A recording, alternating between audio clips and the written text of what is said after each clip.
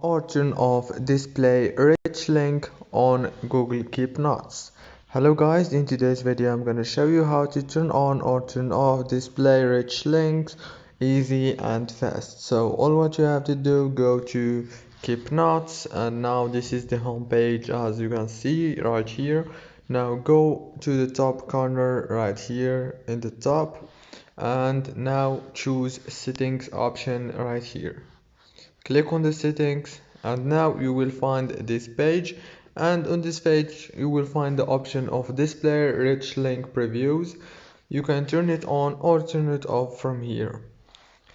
If this video was helpful, please don't forget to like and subscribe, and thank you so much for watching this video until the end.